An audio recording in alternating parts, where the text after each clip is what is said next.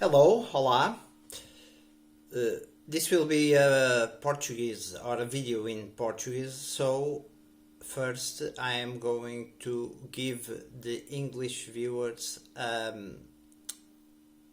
summary of where they can find the resources and the information that I'm going to convey and transmit to you.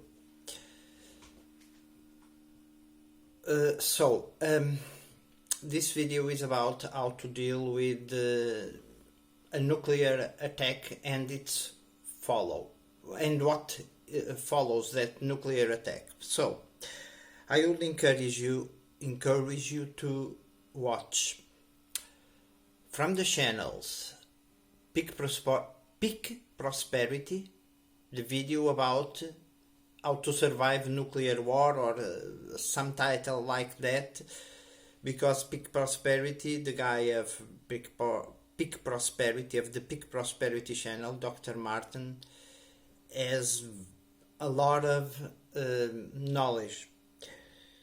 So also from the big channel Canadian Prepper,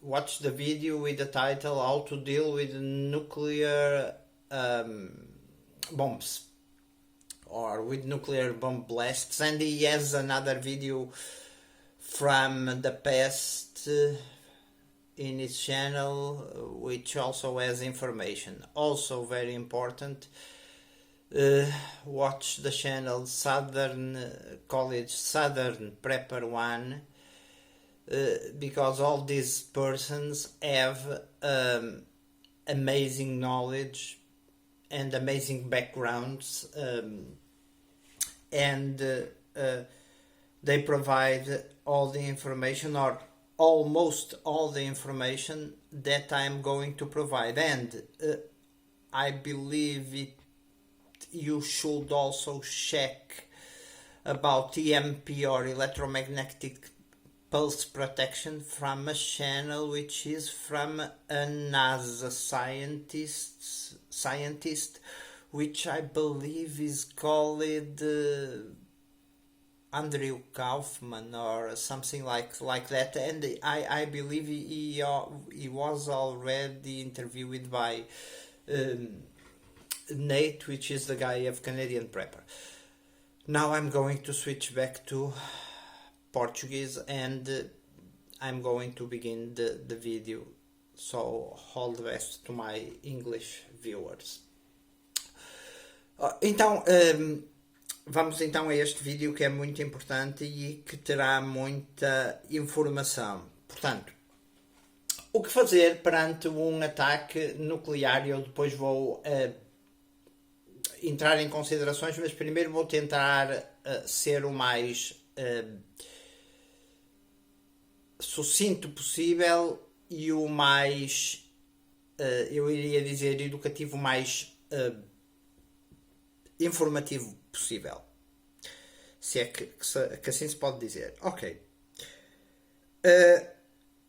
Independentemente daquilo que eu acredito ou não que se possa ou não passar, se nós acreditamos ou não que vai vir um ataque nuclear, isso nesta primeira parte não, portanto no princípio não está em questão, e vamos então partir do princípio que existe um ataque nuclear.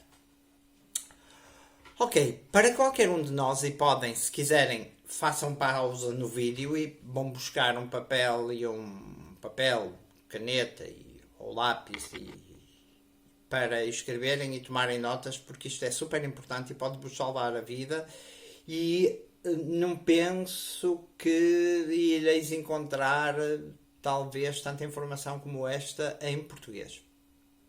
Ok.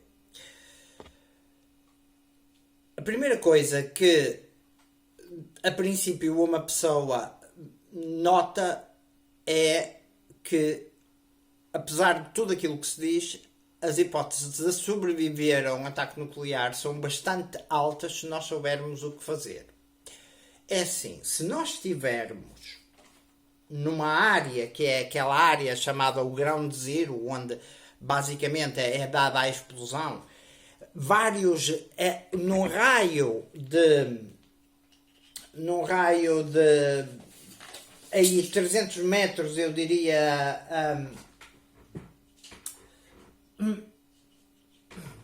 3 milhas, mais ou menos, conforme a potência das bombas nucleares em quilotoneladas ou megatoneladas. Naquele raio inicial, 3 metros a 300 metros a 3 km a princípio, 300 metros a 1 km, mas mesmo a 3 km houveram pessoas que, por aquilo que me lembro, sobreviveram. Portanto, há ali um ponto de impacto à volta onde a temperatura que se gera são 6.000 graus Celsius e é basicamente a temperatura da superfície solar, e aí é tudo incinerado, tudo derretido, não há hipótese, basicamente. Portanto, se estiver mesmo naquilo que se chama o ground zero, o ponto de impacto, a morte é imediata. Mas, a partir de, à medida que a distância aumenta e até conforme os obstáculos e características do terreno, as hipóteses de sobrevivência são maiores e importa saber aquilo que se faz. Mas vamos ao princípio do fenómeno. A primeira coisa que se deve notar é para uma pessoa que esteja o suficientemente afastado do ponto onde é dado o impacto, mas suficientemente perto do local do impacto, a primeira coisa que se deve notar é um flash. Um flash branco. Esse flash branco pode, conforme seja de noite ou de dia, cegar-nos momentaneamente durante uns segundos ou durante uns minutos, diria. Mas a primeira coisa a fazer é, imediatamente nesse momento, deitar-se numa posição fetal. Portanto, a posição fetal, que é aquela em que nós, basicamente, como o feto humano, nos enrolamos todos, pomos a mão sobre a cabeça e nos protegemos o melhor possível. Mas deitar-se onde? Deitar-se num sítio, por exemplo, eu olhando para e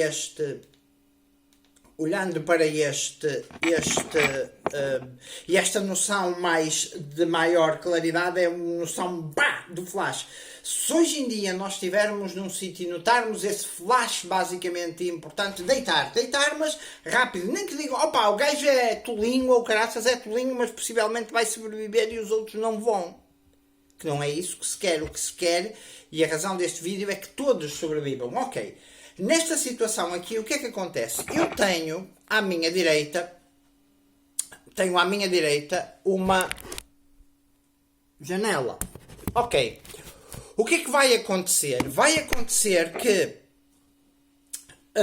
para além da explosão, se eu escapei já às zonas onde, e à medida que me vou afastando do ground zero, que é do ponto de impacto, a temperatura vai diminuindo e chega a um ponto, basicamente, onde tanto a temperatura como a onda de choque vão se tornando irrelevantes, menores. Ou seja, num caso como este, o que é que eu devo procurar? Devo procurar um local onde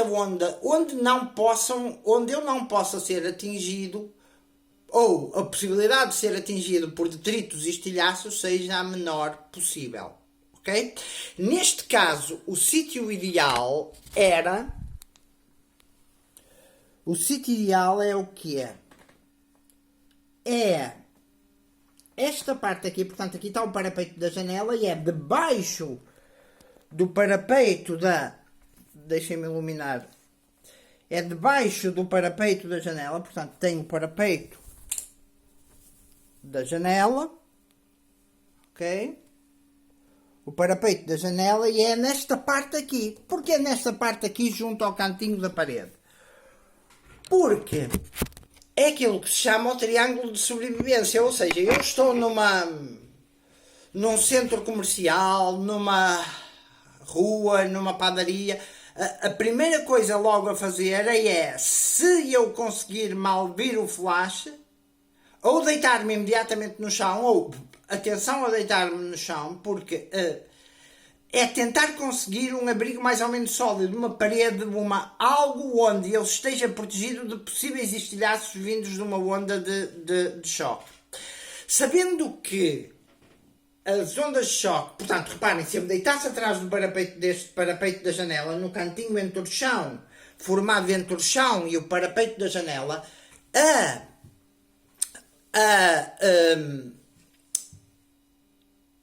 os estilhaços dos vidros passariam projetados em direção à parede oposta, em direção àquele lado, e passariam por cima de mim. Este é um princípio que eu tenho. Vamos imaginar, eu estou numa padaria, estou num sítio qualquer, estou numa loja, num mini-mercado, onde é que eu me vou... Onde é que eu mal vejo o flash? Onde é que eu me devo deitar? Devo-me deitar num sítio onde eu veja, por exemplo, nem que seja estilo, se ficar cego é deitar-me logo e proteger-me no chão, não é? Não vou arriscar a correr cego aqueles momentos de cegueira, momentos ou minutos. Ou seja, há aqui um conjunto de intervalos de tempo que são muito importantes para nós jogarmos basicamente a nossa vida e a nossa sobrevivência. Espaços esses que eu vou explicar e vão parando o vídeo e tirando notas, etc. Ok. O que é que nós temos então? Vamos imaginar que eu estou num café. Imaginemos.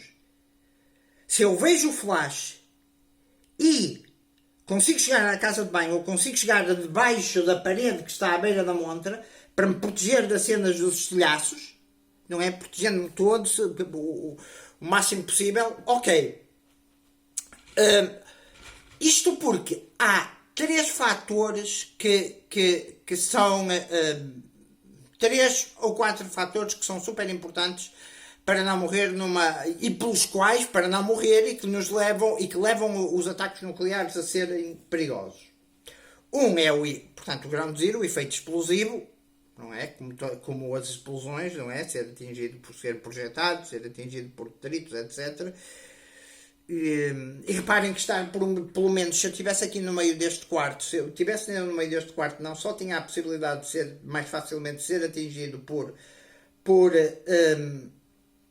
detritos, como também até ser projetado, não só pelos detritos, mas pelos telhaços, mas pela onda de choque. Logo, aquela noção de triângulo de sobrevivência que de certa forma funciona no exterior, ou pode funcionar no exterior de edifícios em tremores de terra, funciona no interior de edifícios com os ataques nucleares. Por exemplo, se eu vejo um flash e estou num café, por exemplo, uma boa hipótese seria entrar numa casa de banho ou mergulhar atrás do balcão, mas atrás do balcão haveria talvez muitos estilhaços que caíam e assim logo aquela noção. Ou, por exemplo, se eu estivesse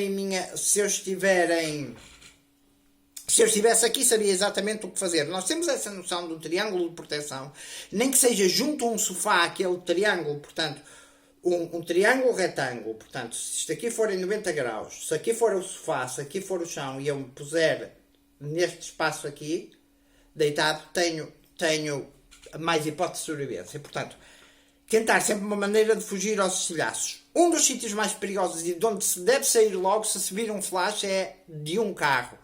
Um carro a andar, se vir um flash, hoje em dia, porque nós podemos não ter um aviso de um ataque nuclear, não só porque os mísseis e especialmente os russos estão mais desenvolvidos a nível de velocidade, e seriam esses que a princípio nos atingiriam, ou de algum aliado, ou até, em último caso, de uma chamada bomba de suja ou dirty bomb, uma mini bomba nuclear, poderá acontecer a nível terrorista, de ataques terroristas ou assim. O carro é imediatamente sair por causa de ser, não só por causa dos vidros, dos telhaços, e por causa de ser facilmente incinerável, queimar, arder. Logo, Vamos imaginar, eu estou numa autoestrada, estou numa estrada, vejo um flash, encosto o carro e procuro uma vala e procuro, por exemplo, junto ao chão, procuro uma vala, procuro uma parte onde me abrigar é melhor, por exemplo, uma montanha pode servir, uma montanha, uma pequena serra, um pequeno monte, pode servir de um abrigo que quebra e não deixa passar a onda de choque. Ou seja, primeira coisa, flash clarão. Se vir o cogumelo e assim, se vir, por exemplo, ao longe o cogumelo, há um conjunto de tempo e de distâncias que eu vou explicar e que nos permite sobreviver. Portanto, mas a parte inicial, flash, deita-o ao chão, protegido, em posição fetal, cobre a cabeça,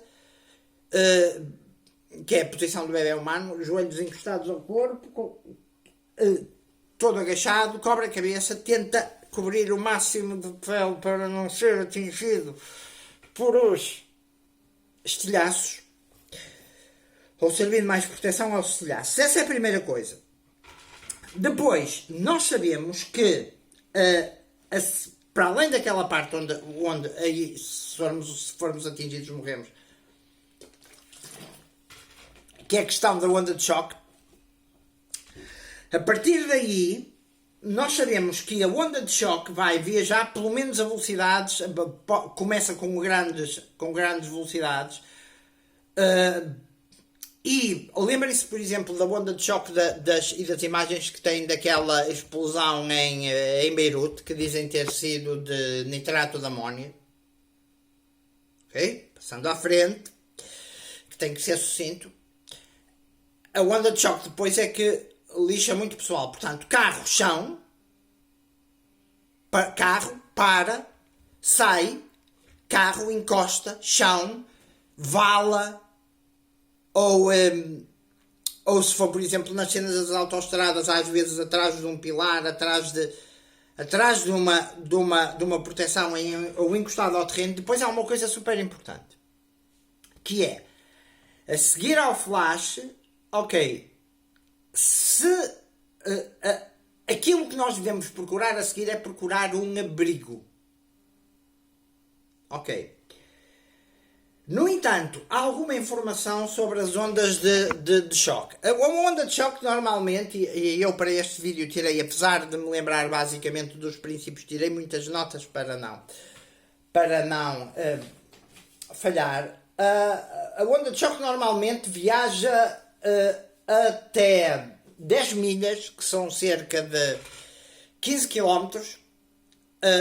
A onda de choque propaga-se até 10 milhas a partir do ponto de impacto.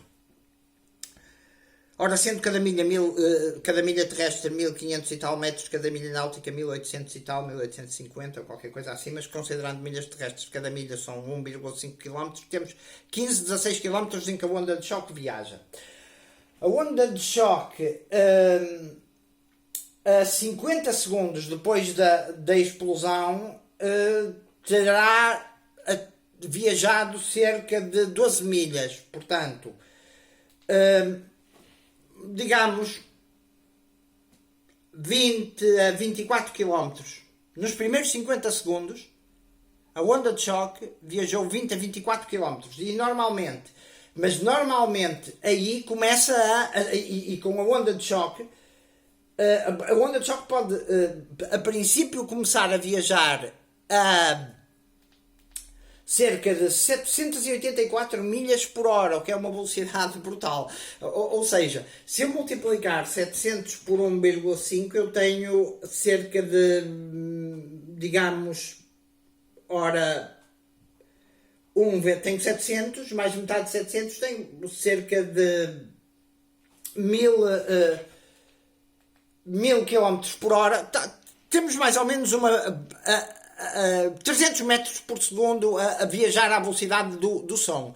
E sabemos que a princípio, a partir de 15 km, a partir do ponto de partida, do ground zero, ela se vai dissipando. Ou seja, Eu deitando-me ao chão, tenho ali um período onde devo talvez permanecer, que é a melhor hipótese, talvez permanecer quieto, cerca de 1 minuto. Em que eu posso contar 1, 2, 3, 4, 5, 6. Porque eu sei que dentro desse minuto, 50 segundos depois da explosão, ela viajou para aí 12 milhas. Ou seja, eu tenho... Ok, flash, deita, flash, sai do carro ou encosta, deita, ou no momento, deita, em posição fetal, protegido, dentro do triângulo de sobrevivência. O mais encolhidinho possível, mais... Ok. Se for de noite, é normal que a cegueira dure um bocadito de tempo. Aqui eu tenho que jogar depois com outra questão. E não olhar diretamente para o flash ou para o local do impacto. Nem para o cogumelo, se nós nos apercebermos que é um cogumelo. E o aviso poderá não vir. Ok. O aviso anterior poderá não vir. Aliás, há uns anos no Havaí deram um aviso e houve pessoas que continuaram na praia. Por acaso, por engano, deram um aviso e há poucos anos no Havaí houveram pessoas que continuaram na praia e outras ficaram completamente em pânico porque normalmente ninguém liga a isto, ninguém sabe o que fazer, no geral. Então, ok, porque eu sei que 50 segundos, se 50 segundos a seguir a onda estará mais ou menos à velocidade do chão, mas a onda de choque terá a velocidade do chão partindo de janelas, etc. Isto para uma bomba já bastante potente, 50 megatoneladas, muito mais potente que a de Hiroshima, sendo que das mais potentes que há hoje, como o torpedo Poseidon ou o Sarmat 2, que é o chamado Satan Missile, o novo russo, tem um novo míssil russo, tem 100 megatoneladas, ou a Tsar Bomba, ou etc. Mas numa média são estes valores que eu vos disse. Ok, então eu tenho, o que é que acontece? Os 3 ou 4 fatores porque uma bomba nuclear mata é, portanto, o calor, o ponto de impacto, explosão, calor. Depois, a onda de choque com os detritos. Depois, a radiação. E, em último, a radiação. Depois, a contaminação. E depois, num caso de um grande conflito nuclear chamado inverno radioativo. Portanto, primeiro passo, flash, deitar. Logo. Esperar para aí 1 minuto. Depois sair do carro. O carro é de pior. Mota. Também, por uma questão de... Ok, mas poderá às vezes até ser mais perigoso o carro, porque às vezes a moto até pode projetar a pessoa e a pessoa safar-se. De certa forma, dos efeitos iniciais. Portanto, este é o primeiro passo. O segundo passo é inserido dentro de uma janela de 15 minutos, de um espaço de 10 a 20 minutos, numa média de 15 minutos. O que é que vai acontecer aqui? Ao fim de 15 minutos vai começar a cair aquilo que se chama a chuva radioativa, a que chamam o fallout. São partículas de poeira altamente radioativas. Há 3 estilos de partículas radioativas, alfa, beta, gama, com características diferentes. Não vamos entrar nelas agora. Por aqui como me lembro, então, eu tenho 15 minutos, neste caso 14, se eu contei até 50, 60, ok, não se passou nada. O que é que eu tenho nos 15 minutos a seguir que fazer? Procurar um abrigo. Procurar um abrigo, porque cerca de 15 minutos, cerca de 10 a 15 minutos depois, em média 15 minutos, vai começar a cair essa poeira radioativa. Essa poeira radioativa, aquilo que faz é o pó, quando cai na nossa pele, queima logo. O ideal é eu procurar um abrigo para me proteger o máximo possível. Logo, se eu tiver comigo, por exemplo, uma mochila ou um poncho ou uma máscara As máscaras são importantes, máscaras quase como as que nós usamos, mas em especial as FP2, mas melhor ainda aquelas máscaras de N100 que se nós as tivermos, que cobrem o nariz, óculos, etc. Tentar proteger o máximo com um capucho, se nós tivermos um capucho, pôr um capucho, se nós tivermos luvas, calçar luvas. Agora, dentro destes 15 minutos é o espaço que eu tenho para procurar um abrigo. E é aqui que se joga muito. Não só na qualidade do abrigo, como na qualidade da proteção que eu vou encontrar. Ou seja, e em que é que se joga isto? Ok. Procurar um abrigo é procurar um edifício. Ok. Quais são as melhores situações? É assim. Pá! Se eu fosse apanhado na Baixa do Porto, a melhor situação eram as estações do melhores abrigos, a situação do metropolitano. Porque conforme os materiais, há para o aço, para o ferro, para a madeira, há um volume específico de ferro, aço, madeira, cimento, betão armado, tijolos,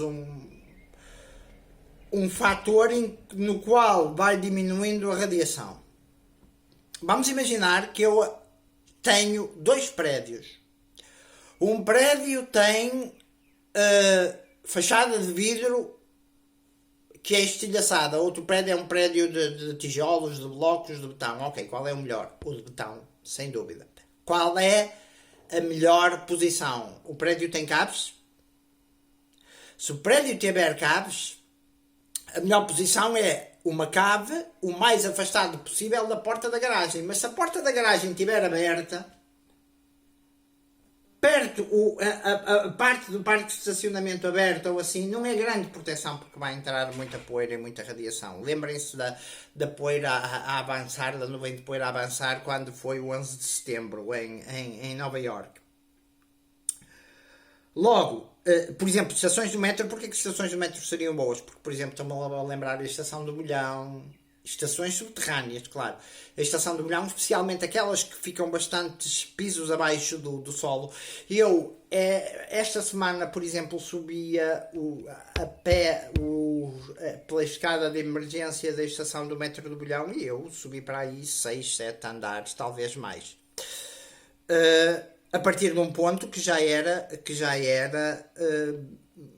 um bocadinho elevado, ou seja, mas num prédio a melhor opção é ou uma cave que seja isolada, se a cave pertencer ou uma cave que seja isolada, e quanto mais afastado das entradas, mesmo que a porta esteja fechada, melhor é.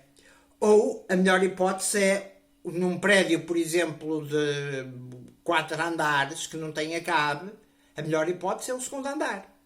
Longe do telhado onde se acumulam as poeiras radioativas e longe do chão onde possivelmente vão vir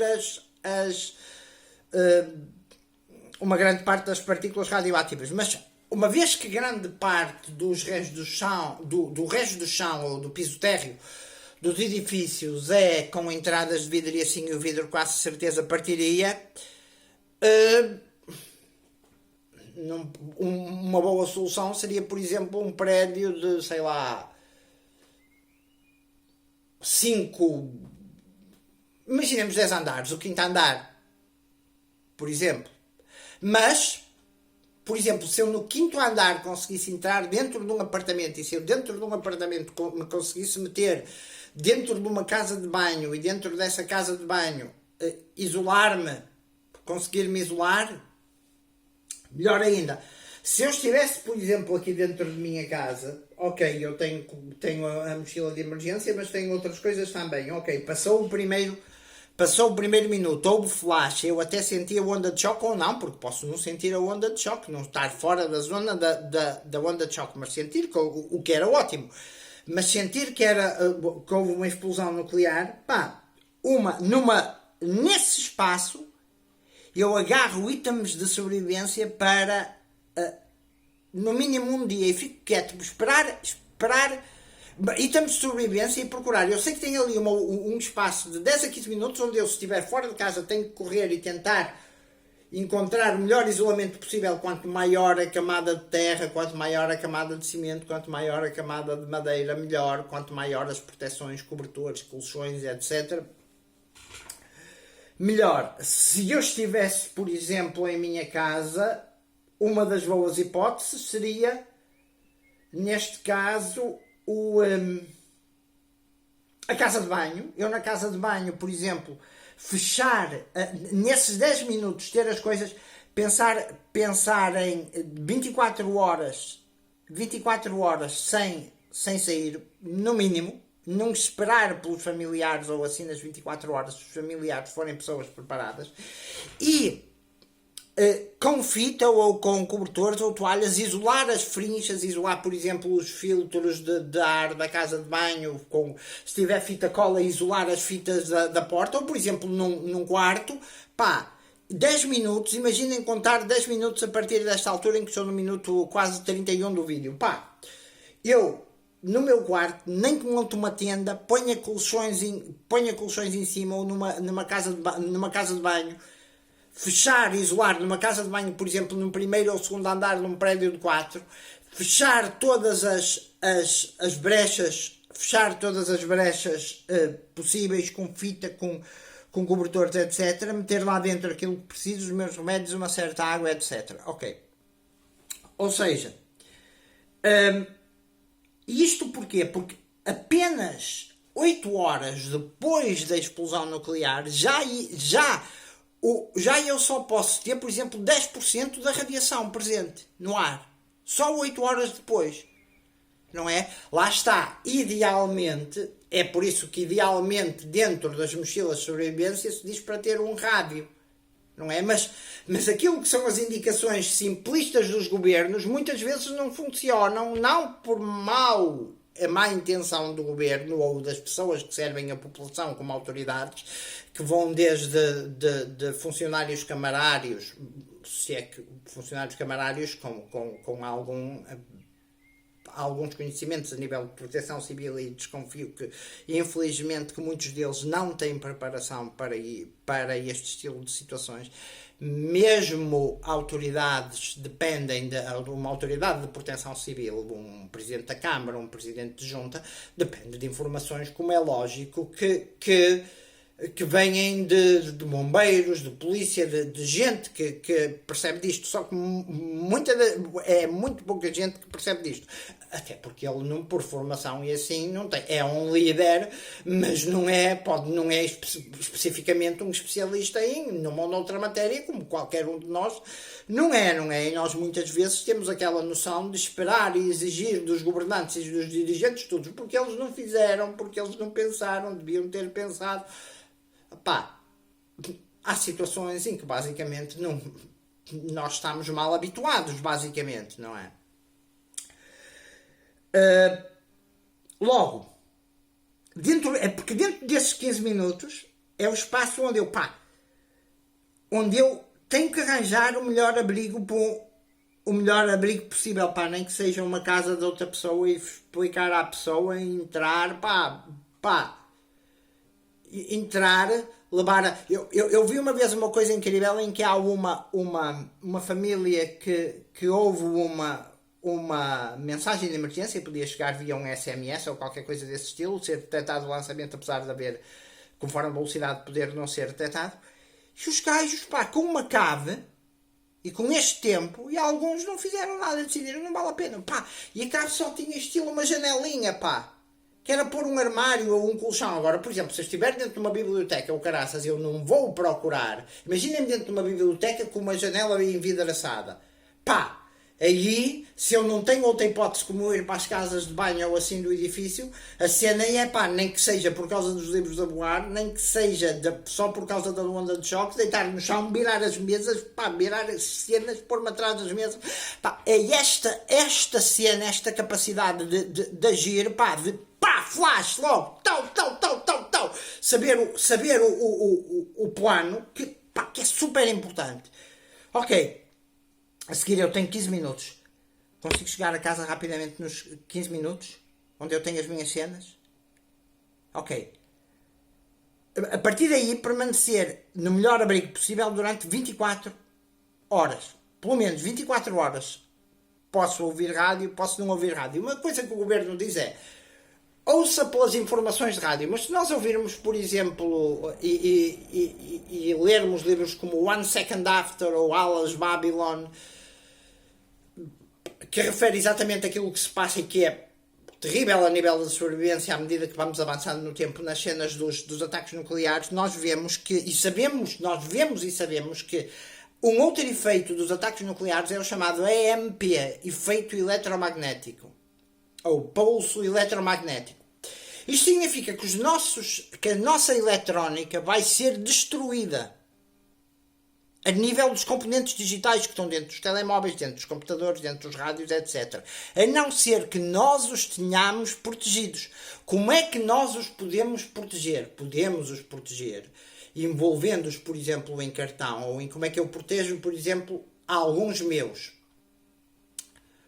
Uma folha de papel A4, embrulho, por exemplo, um rádio a pilhas, sem as pilhas lá dentro. Uma folha de papel A4, por exemplo, um rádio e uma lanterna. Que eles dizem que tem, é porque eles dizem assim: tenho uma lanterna, tenho um rádio. Pá, nós não sabemos se a lanterna ou o rádio vão ser, especialmente as lanternas novas de LED, e se tiverem várias funções, se vão ser, várias funções significa circuitos eletrónicos, vão ser destruídas pelo efeito eletromagnético da explosão nuclear. Logo, como é que o governo vai comunicar com as pessoas, a não ser que seja a partir de uma fragata ou de qualquer coisa, se conseguir, mas isso demora tempo. Normalmente a ação, mesmo segundo para as equipas de salvamento e ensino nos submarinos de terra, costuma-se dizer que não só as hipóteses de sobrevivência se jogam mais nas primeiras 72 horas, como normalmente muitas vezes o socorro não chega dentro das 72 horas, e numa situação desta o socorro teria que a princípio quase se socorrer a ele próprio. Mas como é que eu isolo as minhas coisas para eu ter um rádio? Ok? Isto medido por medições de radiofrequência, por exemplo, do tal cientista da NASA, etc. Ora, um dos melhores isolantes é o papel de alumínio usado na cozinha, que nós compramos, por exemplo, no supermercado. O que é que eu faço? Eu embrulho um rádio em papel, que é isolante, uma folha A4, por exemplo, um rádio portátil, eu embrulho numa folha A4 e a seguir embrulho em papel de alumínio. Ou uma lanterna também. Ok? Ou outros dispositivos eletrónicos. Porque o resto, a princípio, será frito. Desde a rede, conforme for a frequência, desde a rede aos dispositivos eletrónicos. Logo aquela cena usa o seu rádio, sim, é mais para um terremoto de terra. Para uma questão de ataque nuclear, os governos possivelmente não vos vão dizer que os rádios durante um primeiro tempo vão falhar, até porque a energia vai falhar, etc. Logo, a seguir eu permaneço 24 horas. Não espero. Se os meus forem conhecedores, nem os meus esperam por mim nas minhas 24 horas. Os telemóveis vão falhar. Nem e as redes telefónicas. Nem eu espero por eles. Ok? E depois eles vão nos dando, porque podem haver ataques consecutivos a alvos diferentes, conforme a zona do país, não é? Vamos imaginar que em Lisboa seria possivelmente atingido o quartel da NATO, instalações militares, poderiam haver vários ataques nucleares.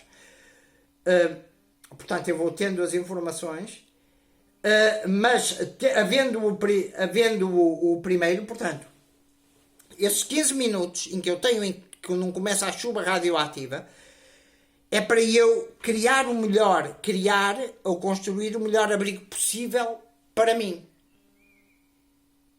Ou seja, tentar colocar o máximo de armários, colchões, isolamentos possíveis para mim e conseguir dentro disso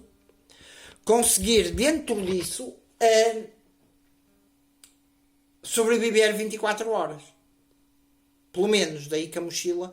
Porque ao fim de 7 horas, normalmente a radiação, aí ao fim de 7 8 horas, por exemplo, já desceu para aí de 90% ou de 100%, por exemplo, para...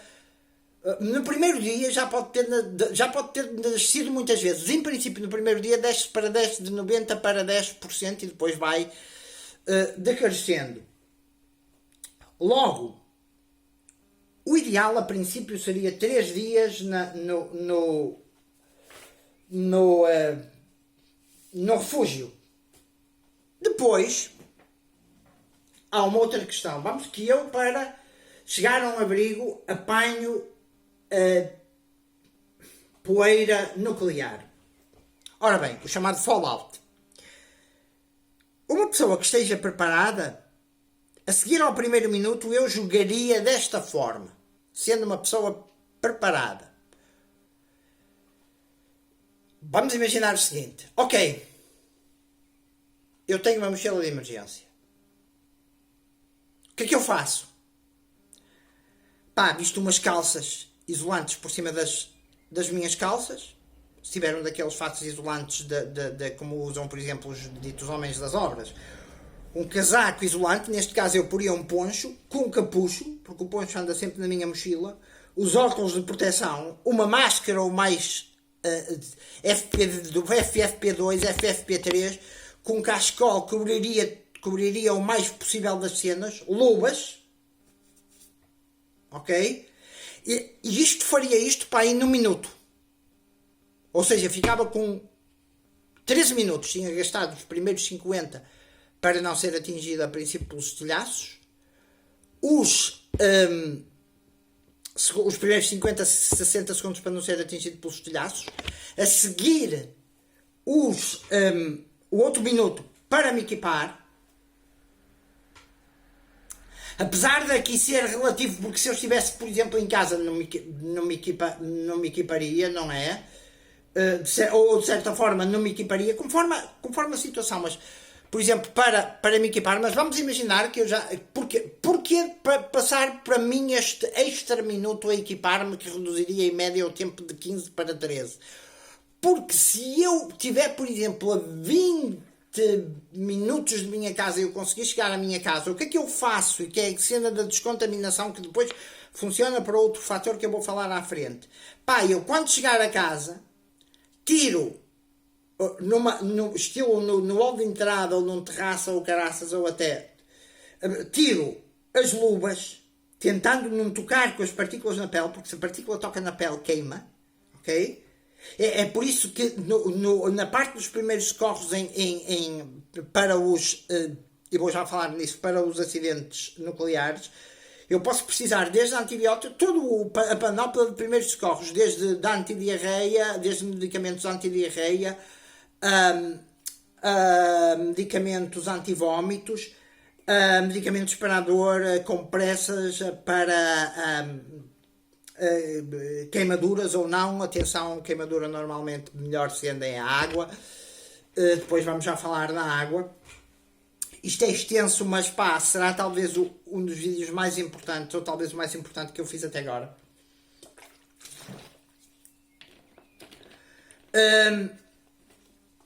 Ok.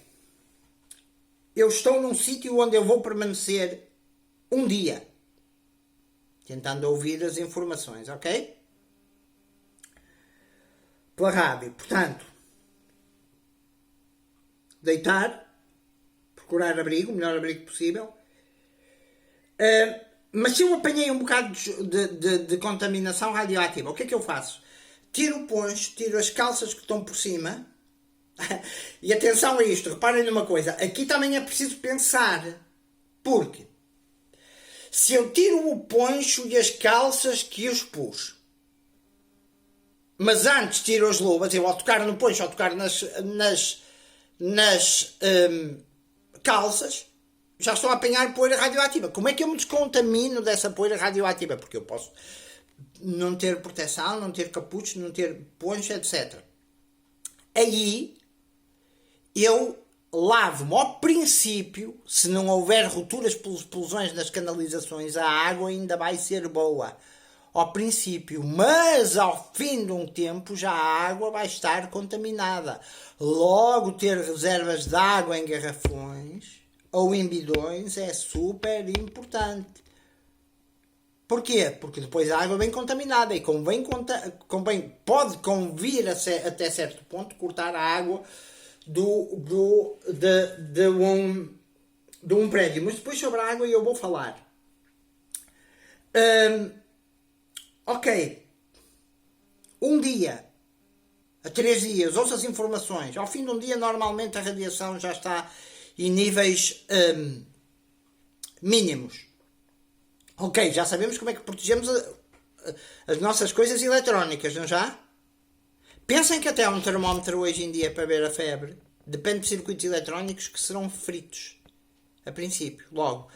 Tem um termómetro analógico. Para não falar em todos os dispositivos de orientação, que inclusivamente podem ser, como os russos já destruíram um satélite, que até, porque há mísseis anti-satélites, GPS pode deixar de funcionar, todas... Pá, ok. Luz deixa de funcionar. Ok. Eu passei o primeiro dia no meu melhor refúgio. Vamos imaginar, eu estou num prédio. Vamos imaginar até o seguinte. Pá, passaram 5 minutos e eu cheguei a casa. Tenho tempo estilo de montar uma tenda dentro de minha casa? E de colocar cobertores e o caraças por cima da tenda? Se a minha casa for para aí no segundo andar, ou eu conseguir chegar a um segundo andar de um prédio de 4, ou a um quinto andar de um prédio de 5, ou uma cabo muito bem isolada, se for dentro da minha casa? A cabo bem isolada será o melhor, mas num prédio, por exemplo, de 10 andares, o quinto andar, longe do chão e longe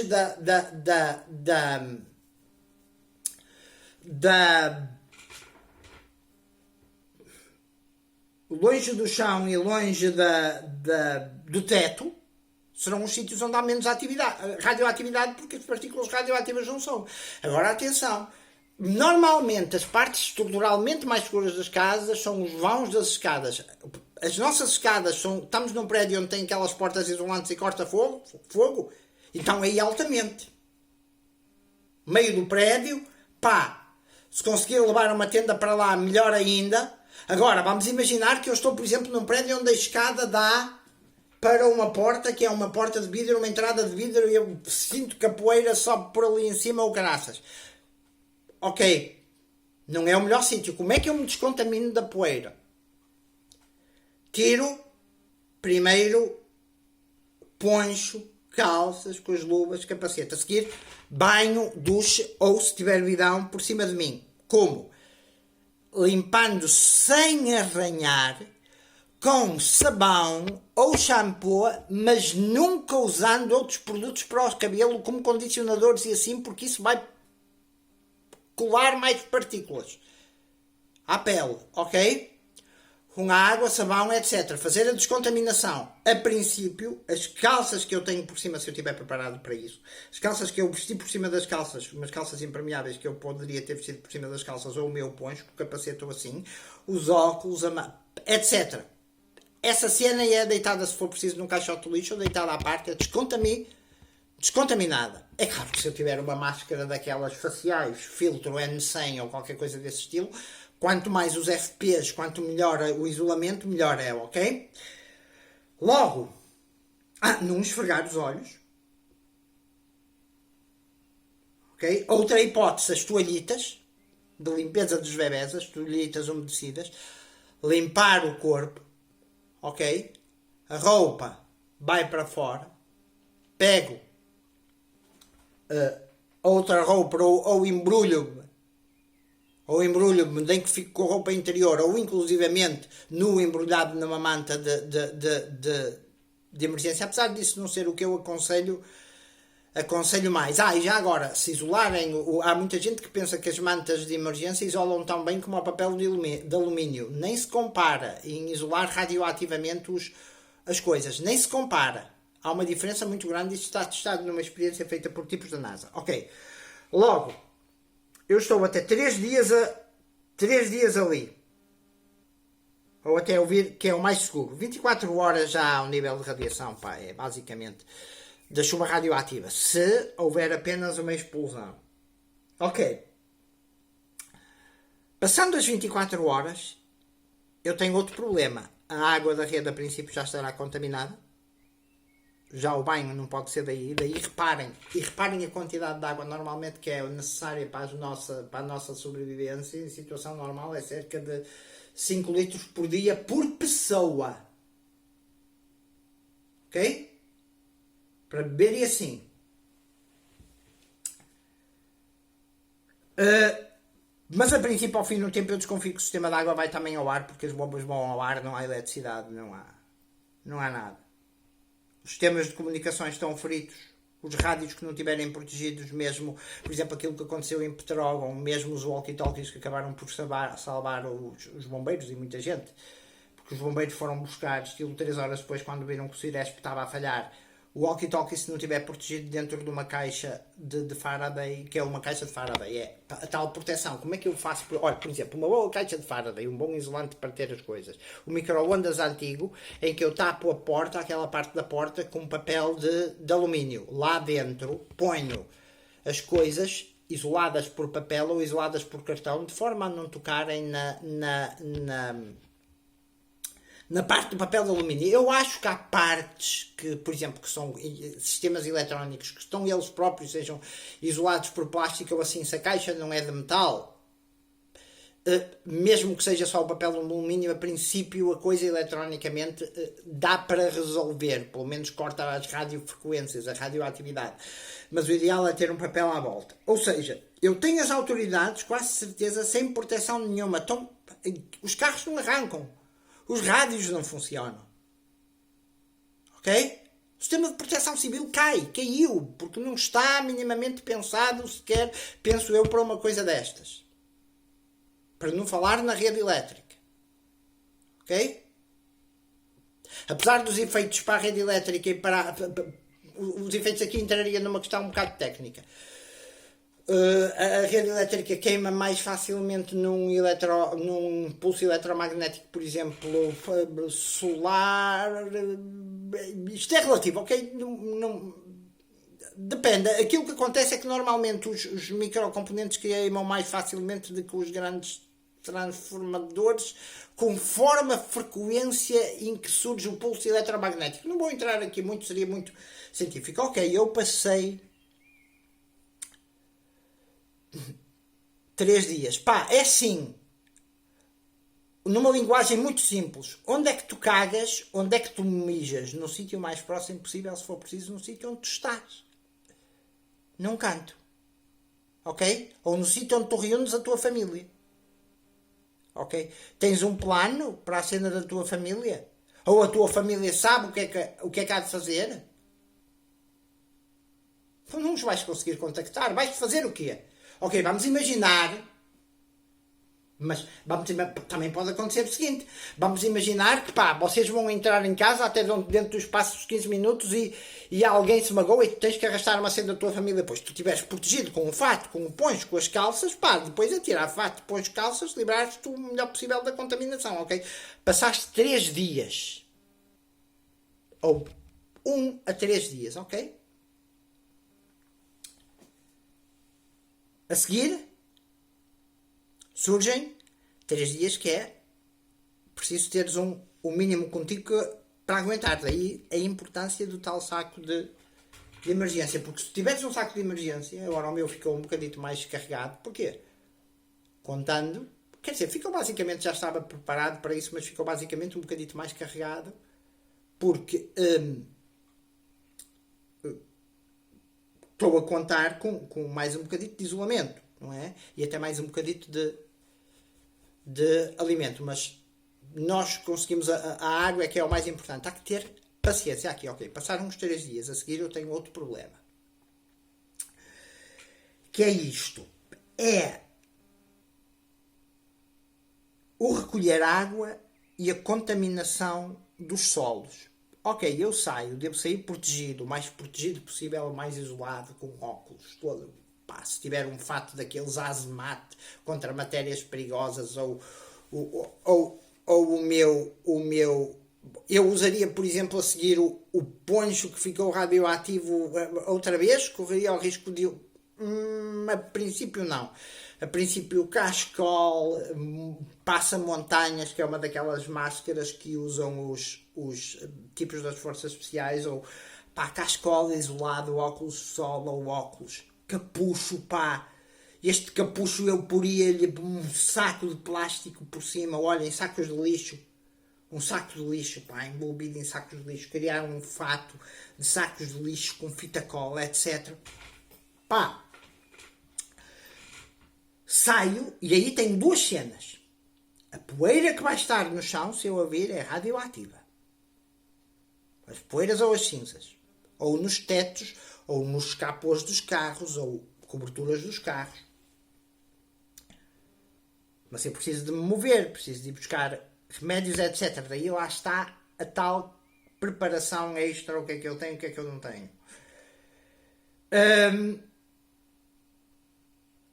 Pá, aí... e durante o banho que eu falei antes, suave, ou com as toalhitas, suave, limpar as cenas, deitar fora os detritos, ou o pano, ou a esponja, por exemplo, ter uma esponja em que passo o corpo, depois passar, com a qual passo o corpo, depois passar por água, lembrem-se. Ou sabão, ou shampoo, nada de condicionadores, nem de amaciadores, nem de gels, nem... Ok. Então, ok. Eu tenho, então, agora, o problema da contaminação. E tenho um outro problema, que é se eu não tiver armazenado... Reparem, todos os frutos que estiverem ao ar, ou que estejam, por exemplo, numa estufa com portas abertas, ou onde entra a poeira radioativa, estão contaminados. Os solos estão contaminados. Isto cria um problema gravíssimo de alimentação. Mas consegue-se sobreviver. Ok? Tendo reservas e sabendo... Vamos imaginar o seguinte. Eu tenho um saco de farinha, um saco de arroz, eles estão fechados. Eu tenho conservas, eles estão fechados. Eu tenho água, ela está com a rolha fechada da garrafa. Não está contaminada. A garrafa até pode estar contaminada. Eu posso passar por água, etc. Mas não está o interior contaminado. Não está essa comida contaminada. Agora, a fruta que está ao ar, os vegetais que estão ao ar, etc. estão contaminados. Ok? Entretanto, um outro fator, que é um fator muito importante. Logo no primeiro dia, a partir de uma explosão, se eu conseguir ter uma coisa que se chama iodeto de potássio, ou potássio iodide, que tem os nomes, deixem-me mostrar-vos, os nomes, por exemplo, nos Estados Unidos, de Iostat ou Tyrosafe. Ora bem, se eu tiver a dose de Tyrosafe é 130 mg por dia, para ir durante 10 dias para um adulto, e 65 mg para criança. Isto para quê? Para evitar cancros que são gerados por aquilo que a tiroide capta a nível de iodo. Ou seja, no primeiro dia, eu tenho várias hipóteses, que é logo no primeiro dia, atenção a quem é alérgico, atenção, etc., a quem é alérgico às cenas de iodo, quem é alérgico... Às vezes quem é alérgico a mariscos e assim tem alergia a iodo. Então aí, cuidado, pensem nisto. Por exemplo, olha, o Tyrosafe e o Iostat, para crianças...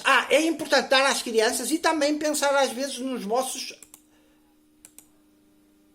vossos animais. Normalmente o animal leva eu daria, para não apanhar cancro também, leva-me 65 mg. As crianças, por exemplo, eu vou-vos mostrar aqui a embalagem de Tyrosafe. Desculpem, lá, só a cena dos Então, essa é outra coisa que eu devo fazer. Ok.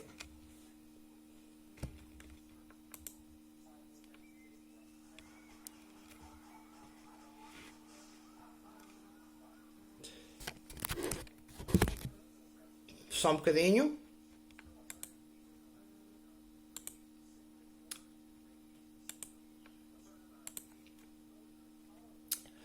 E então, eu estas pastilhas devo-as tomar 130 mg por dia.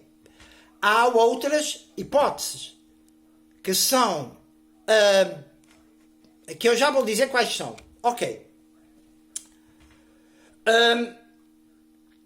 Para um adulto, aí durante 10 dias, o Cyrosafe. Há também uma coisa que se chama Lugol. Aqui... vejam com mais cuidado. Se a concentração for estilo 2%, penso que o Lugol também dá, que é estilo uma solução de iodo. Mas, se eu não tiver estas pastilhas, que são, e já houve procura em Portugal por elas, uma outra solução é o Betadine, que é a iodopovidona. Ok, o que é que eu faço com o Betadine? 8 mililitros por dia de Betadine, esfrego-os no estômago, ou no antebraço, ou no abdômen, ou no antebraço, ok? Para me livrar, possivelmente, de cânceres futuros e para me livrar da radiação, da parte da radioatividade. Ok? Isso logo, a princípios, nos 10 primeiros dias, ok? Atenção, ver se não tenho complicações com alergias ou até reações com outros remédios. Ver isto antes, pensar nisto antes, ok? Para as crianças, normalmente metade, 65 mg por dia. Para os adultos, para as crianças eu daria mais ou menos, compararia uma criança estilo com um animal, conforme estilo peso, quase como um animal de grande porte. Um cão que tenha aí 30 e tal quilos, ou 30 quilos, ou assim, será mais ou menos como uma criança, eu daria-lhe, portanto, estes 65 miligramas.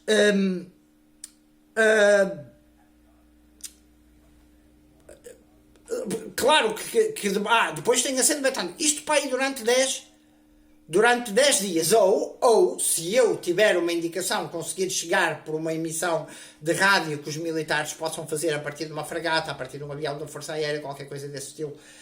Se eu tiver outras informações, ok. Se eu conseguir sacar informações, melhor. Se eu, por exemplo, conseguir fazer sobreviver um rádio de ondas curtas, posso saber, inclusivamente, se outros países foram atacados, como é que estão as coisas. Aqui entra toda uma panóplia diferente. Mas, para proteger, portanto, desta radiação, esta medicação, o Cyrosafe, que é o iodeto de potássio, ou potássio iodide, e eu já vos mostrei, penso eu, a cena a caixa do Cyrosafe, se está aqui. Dar primeiro às crianças, não é? Ora, está aqui a imagem do Cyrosafe, só um bocadinho, porque estou a... Ok. Estão a ver a caixa do Cyrosafe? Há também o Iostat.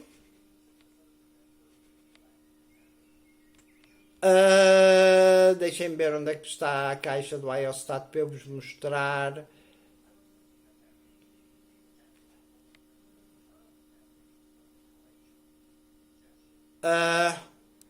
Desculpem, mas estou... aqui, está aqui.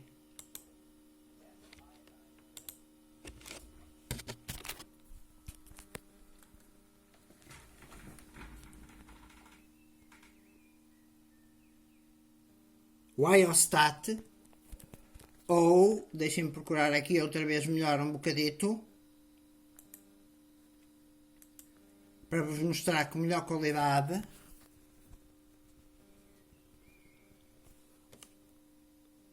O Cyrosafe, este é 65 mg.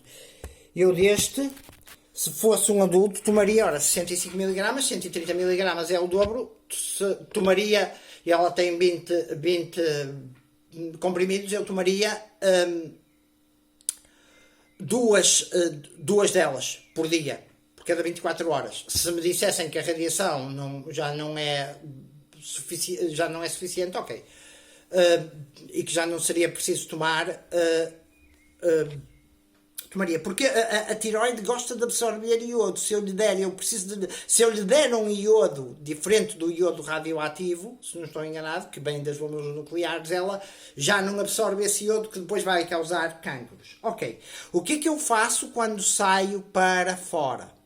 Ok, se há poeira no chão, ela é radioativa, os chão estão contaminados, os frutos das árvores estão contaminados, os vegetais estão contaminados, os solos estão contaminados.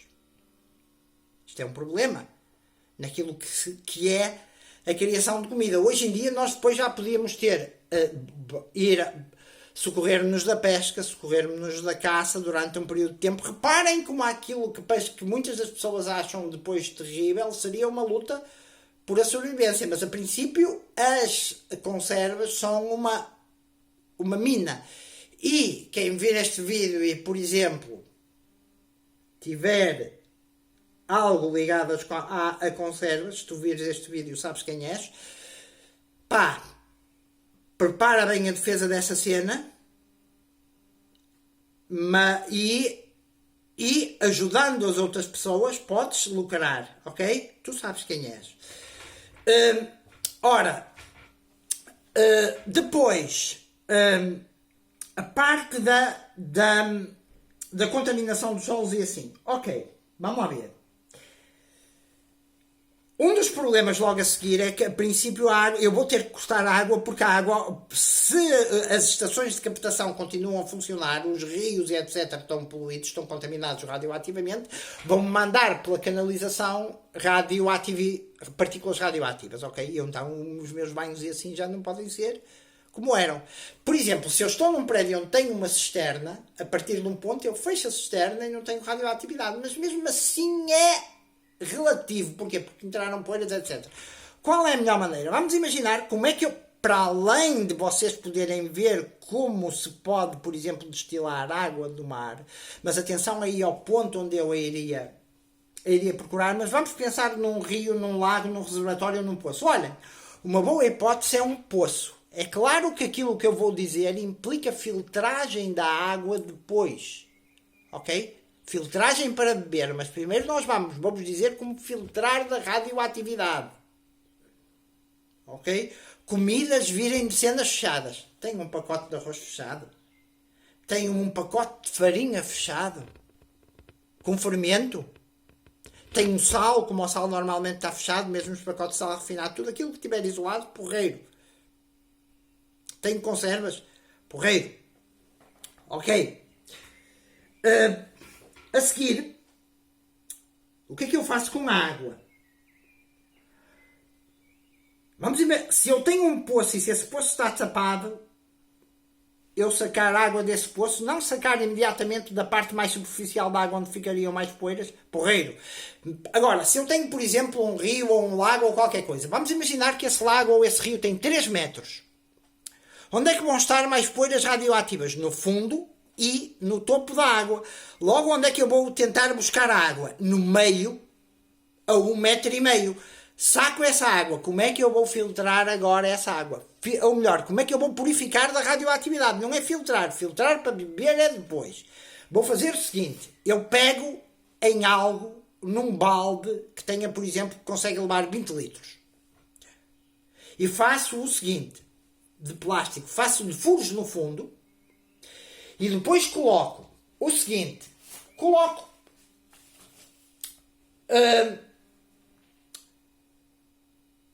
cerca de 5 centímetros ou 2 polegadas de cascalho ou pedrinhas.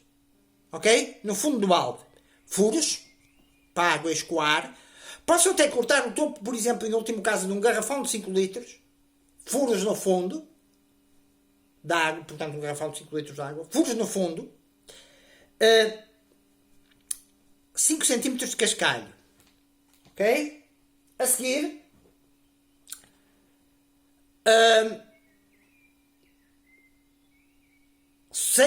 a seguir coloco uma toalha para isolar esse cascalho da terra, que se eu conseguir terra argilosa, barrenta, coloco 6 polegadas, cada polegada são 2,54, portanto, mesmo que eu considere que a polegada era 3 cm, seja 3,18, estilo 18 cm, ou menos um bocadito, 17, por aí, de terra argilosa ou, em último caso, de terra. Mas onde é que eu vou sacar essa terra? Não vou sacar essa terra da parte superficial da terra que eu consigo encontrar. Não, eu vou cavar uma cova e vou sacar essa terra a uma profundidade que não seja a profundidade mais superficial da terra, para não estar contaminada, ok? Saco essa terra, ponho em cima da toalha, ok? Saco essa terra, ponho em cima da toalha. Se não conseguir terra barrenta, terra, normal. Portanto, faço uma cova, ou se tiver hipótese de entrar numa espécie de uma grotazita, de um tunelzito, e saco abaixo, portanto, isto é superfície, isto é um certo nível abaixo da superfície, saco a terra daqui, ok? Saco a terra daqui, coloco. A seguir, por cima, faço, portanto, pressão, e a seguir coloco outra toalha e fixo-a com pedras, para ela não fugir. Então, a seguir, deito a água. A água em cima, a água que me vai sair por baixo pelos buracos, depois ainda tem que ser filtrada, ou com filtros como os Catadin, ou os Sawyer, ou os Life Straw, ou então fervida, para beber. Ou seja, primeiro esta parte deste filtro que eu disse é só para filtrar a radiação. Depois, eu tenho que filtrar para beber. Filtrar dos outros componentes. Para beber, fervendo ou com outros métodos de filtragem, se nós soubermos. Poderá ser utilizar lexívia, mas aí deixar repousar um tempo. Aqui depende dos métodos de filtragem. O mais simples poderia ser a filtração, ou usar, por exemplo, o Life Straw, ou um Berkey, ou um Catadin. Qual é o problema de eu deitar, por exemplo, a água diretamente, se eu recolhesse estilo do meio do lago, não do cimo e não do fundo, ok? Do meio da profundidade, qual era o problema de eu usar, por exemplo, um Sawyer ou um Catadin ou qualquer coisa desse estilo? É que vou contaminar o interior, vou contaminar o container, o recipiente do próprio filtro. Ok? Logo, depois, eu devo ir proteger e repetir sempre que saio com este solo contaminado, isolar-me. Como é que me posso isolar? Por exemplo, eu posso ter botas, ou posso ter as minhas calças, e assim posso usar umas calças diferentes, e então tenho as sapatilhas, ponho uma saca de plástico na cena das sapatilhas, ponho fita cola, isolo as cenas, uso luvas, e quando venho a casa, então, descontamino-me.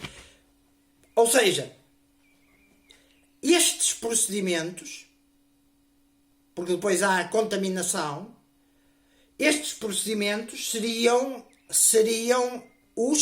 aqueles que nós devemos ter. Ok?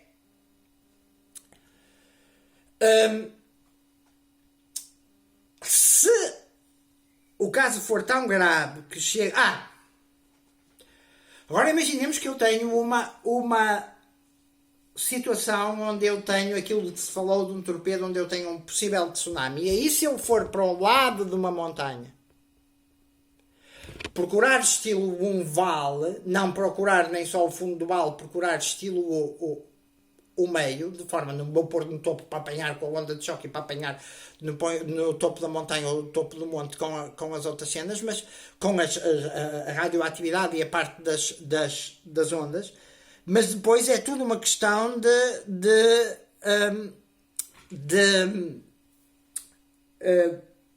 noções de sobrevivência. Por exemplo, um animal, isto é já entrar um bocado em outras cenas e outro conhecimento. Há determinados órgãos e determinadas glândulas onde é lógico que a radioatividade se vai estar mais intensa. Vejam isso. Eu não vou sequer correr, eu sei, tenho quase a certeza que sei o que é que iria fazer, até porque ter um manual de sobrevivência é importante, mas não vos vou dar dicas. No entanto, cenas como o fígado e assim, órgãos, pá, mais... Eu evitaria se fosse num animal, etc., consumi-lo. Mas reparem, nos primeiros dias os animais estariam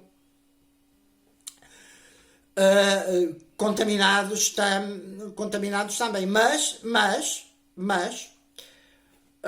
ao fim de um tempo, por aquilo que eu sei de livros de sobrevivência, caçá-los e assim, e cozinhá-los e assim, depois diminui o risco de radioatividade e há, como se vê, por exemplo, no 60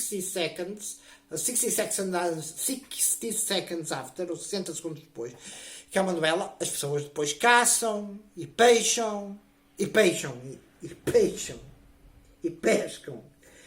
etc.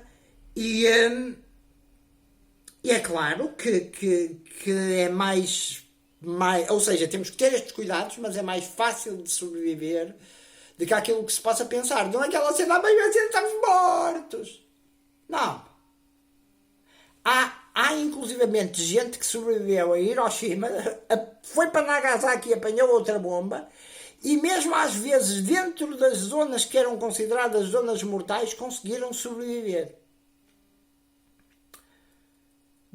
Por exemplo, se apanhar uma certa radiação é normal sentir-se certas náuseas, certos vômitos, etc. Depois há todas as medições e assim que podem ser vistos, e eu volto a repetir, por exemplo, em vídeos mais aprofundados, como vídeos do Canadian Prepper, vídeos do Southern Prepper One, vídeos do Peak Prosperity, do City Prepping, manuais de sobrevivência, todas estas questões. E outra coisa muito importante é que durante esse período de tempo ter algo com que, de certa forma, nos distrairmos ou termos esta capacidade interna e esta vontade de sobreviver e gerir as coisas. Ok?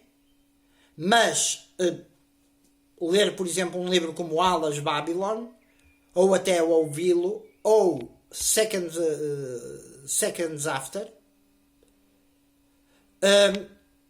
tudo isso, depois o inverno radioativo seria outra coisa, mas lembremos-nos que evitando zonas onde que ao longo do tempo a contaminação vai descendo muito. Ao fim do primeiro dia já é basicamente tirando as partes radioativas, já a nível do ar, já a coisa vai andando. Ter a noção de onde estão possíveis alvos, ter a noção de onde foram ataques, tudo isto implica uma abrangência muito grande, mas as principais coisas são estas que eu acabei de vos dizer.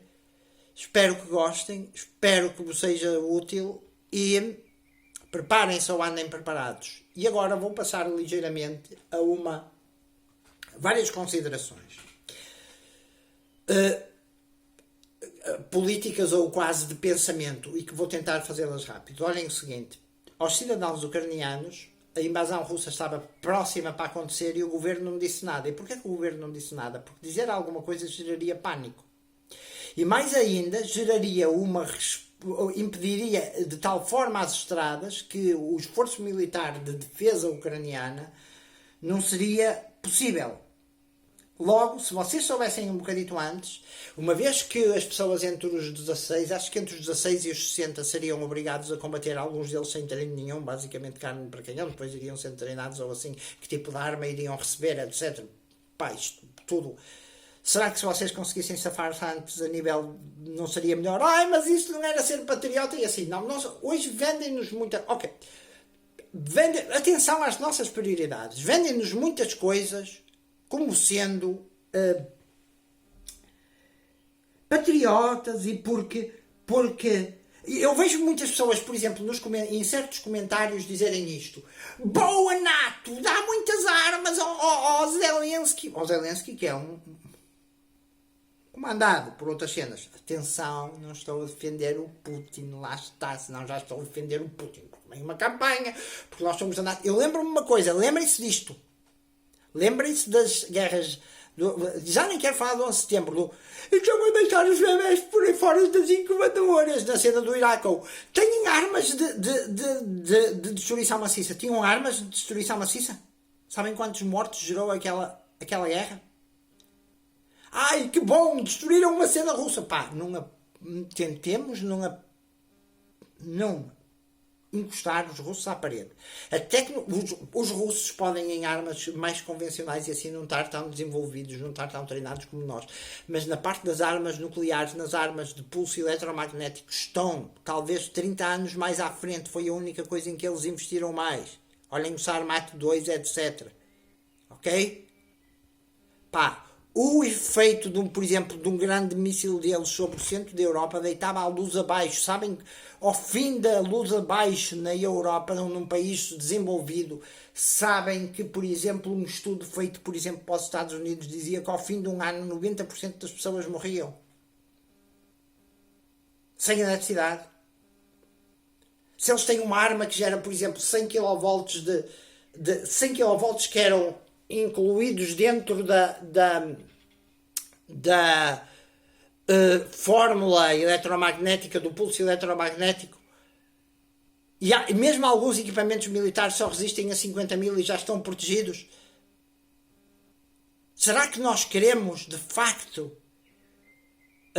chatear e provocar tantos russos? Apesar de eu pensar que tudo isto é um bocado para, numa sequência até 2030, até ao chamado Great Reset, levar as pessoas ao desespero, não só psicológico, mas inclusivamente a queimar-lhes alimentos, gerar fome, etc. Aliás, se nós formos ver, tem havido no último ano montes de incêndios em fábricas alimentares. Numa até um avião foi contra ela. Pá, coincidências, pá, tem. Vão ver, pesquisem. Mas, pá, cuidado. E depois não se esqueçam de uma coisa que muita gente não vê. Hoje em dia, muita gente não acredita em Deus e também não acredita no diabo. No fundo, isto é uma guerra espiritual. Ok? E depois é assim, há uma letra do Bob Dylan que era assim: With God on our side. Ou seja, nós quando lutamos, os americanos temos sempre o Deus do nosso lado. E os outros não têm Deus do lado deles. Vocês veem a informação que vem da empresa russa? Mesmo sobre a coisa do Moskva, do cruzador. Veem o que pensam os russos. E se os russos pensarem, e têm muitos, por exemplo, só no metro do escobo, com pedra, com cenas blindadas, quantos bunkers não têm? Sabem que, por exemplo, já houve, por aquilo que eu saiba, o governo austríaco a treinar cenas para fugir para bunkers e assim. Sabem que, por exemplo, os bunkers dos Estados Unidos, os militares chamam DUMBs, que são as iniciais de Deep Underground, o Underground Military Bunker. E quantas pessoas eles abrigam? Limpar o pau outra vez aos bunkers antigos e o caraças. E depois há outra coisa, por exemplo, que nós temos de ter importância. Vamos imaginar que eu estou numa casa de banho, ok, tapo-me todo e o caraças, mas tenho uma ceninha de filtro de ar. Tapar também a cena do filtro de ar. Mas depois é assim, os russos podem pensar, eles têm na doutrina deles que talvez uma guerra nuclear se consiga sobreviver a uma guerra nuclear. Nós não consideramos a hipótese, muitas das pessoas não consideram a hipótese de sequer se haver uma guerra nuclear. No entanto, digo-vos outras coisas. Esta guerra tem mostrado para mim que já desde os 17 anos estudo estes fenómenos e conheço os materiais e assim, por exemplo, vamos imaginar que eu conheço tanques, aviões, etc, eu e o meu irmão, eu conseguiria ver quem eram os nossos da NATO ou quem eram os do inimigo a nível de uma invasão, etc. Só isso é super importante. Isso faz bem a maior. Não, pá, não é nada disso, pá, mas é um conhecimento importante, pá. Os raios das armas, ter feito, combatido em simuladores, etc. Isto para não falar naquilo que poderia ser o inverno radioativo, aquilo que se chama o MED, que significa loucura em português, mas que são também as iniciais de Mutual Assured Destruction. Pá, eu ao ver, por exemplo, que Kiev ainda tem, os russos e o graças, os russos até têm sido contidos. E agora muita gente revoltar-se. Opa, como é que os ucranianos ainda têm luz. E dizem assim, mas o Zelensky nem anda vestido de fato e o caraças, encontra-se com o Guterres e vão os dois de camisolinha e assim, opa. Vocês lembrem-se da Segunda Guerra Mundial, mas o Stalin e a Rússia, ou a não ser que viessem os dois para um terreno neutro, quer dizer, as pessoas vão visitar Kiev, pá. Quando filmam o Zelensky, pensam que os russos não sabem que estão lá os primeiros-ministros ingleses, os primeiros-ministros portugueses, os gajos ainda têm água, ainda têm luz. Ei pá! Caraças, pá! Olhem, comecem a temer quando começarem a cair ataques sobre Kiev e eles começarem a perder a luz e a água e as infraestruturas. Ok? Porque nós, à medida, muita gente, altamente destruir um barco russo, destrói não sei o que, calma, porque vocês não veem o que os outros estão a destruir, o que os russos estão a destruir. E pensam que os russos, é dito, os russos estão a perder. Os russos não estão a perder. Ainda, ok? Ei, tu és um apoiante do Putin. Cresçam, pá! Desculpem. Cresçam. Ok? Eu vejo as cenas dos dois lados. E houve muita coisa que foi feito. Por exemplo, quando puseram os mísseis em Cuba, na crise de Cuba, e hoje estamos numa situação mais perigosa do que essa, os Estados Unidos iam para a guerra porque lhe puseram, e teve quase a haver um confronto nuclear, porque lhe puseram, só que nessa altura eles ainda falavam os dois, o Kennedy e o Khrushchev, porque lhe puseram mísseis à porta. Então a NATO vai expandir-se mesmo para as portas da Rússia, pá. Isto não justifica a invasão. Nem desculpa todo o sofrimento humano. Mas atenção, também havia sofrimento humano dos dois lados por causa dos Azov e assim atenção. Estude-se com calma as cenas. Ok? Os ditos neonazis e assim, que de uma forma ou de outra também são julgados por para mim, elites. Lembrem-se, pandemia, guerra, peste, fome, tudo isto, possivelmente para vir um Salvador que será o Anticristo, com uma nova religião, e aí estaremos, por exemplo, a viver aquilo que não será o fim do mundo, mas será aquela tal cena do tal Great Reset do Fórum Económico Mundial e assim dos quais possivelmente o Putin e o Zelensky até seguem. Vamos imaginar isto. Para mim não é difícil, a nível de pensamento, pensar que até certo ponto pode haver um acordo tácito, se assim se pode dizer, entre os russos e os ucranianos. Opa, nós livrámos-nos dos Azov, que são os neonazis que até já não obedeciam ao Putin e torturavam se fosse preciso a população, se fosse preciso, etc. Pá, vamos com calma, ok? Há sempre dois lados nas guerras, porque a população do leste falava russo e gosta dos russos, as da região de Donbass e possivelmente queriam a independência. E estavam a ser atacados a princípio pelos ucranianos. Foram os russos defender essa população? E ter aquela capacidade de ver que eles podem, por exemplo, como é que deixam os líderes de uns visitar outros e não os atacam pá, se fosse uma guerra aberta, agora corre-se o risco, por exemplo, dos russos declararem guerra aberta. Aí, calma. Se nós vemos Zelensky, se vemos o Guterres, eles podem até ir de fato, mas têm as câmaras da televisão à beira. Não há espiões russos, não há satélites, não há tudo. Pá! Pensemos, ok, aliás, está a ser ensinada à aviação a não usar o GPS. Como? Consegue não usar o GPS, usando os WORDs, usando os ILS, usando os NDBs, usando os outras radioajudas, etc. Usando a bússola, em último caso. Ok? E na navegação, logo, ponhamos isto a dar consideração. Todo um pânico que é gerado, toda uma propaganda. A propaganda está muito bem estudada. Eu vou acabar o vídeo cerca de 1h30. Logo, pensemos, não é só, até ao 1 minuto e 17 foi a questão da proteção, a forma como nós jogamos tudo isto. Pensemos se não contribui psicologicamente até para enfraquecer o nosso sistema imunológico, para que nós fiquemos doentes mais facilmente. Mas isso é demoníaco. Gente,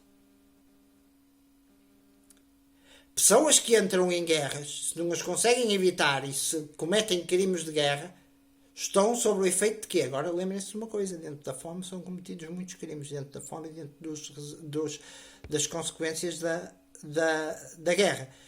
E lembrem-se, o governo não disse para não criar pânico, porque às vezes criar o pânico cria mais vítimas. Não é? E a questão do patriotismo é assim: Portugal, ok, Portugal é um país nato, Portugal, Letónias, etc. Outros.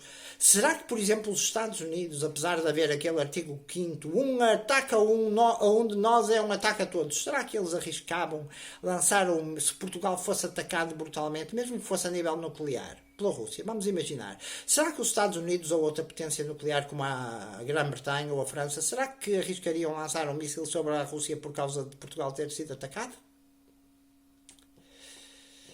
Pensem seriamente nisto. E arriscar consequências, ou deixariam um bocado como deixaram a Ucrânia, de certa forma, à sua sorte. Pensem. Espero que vos faça jeito este vídeo.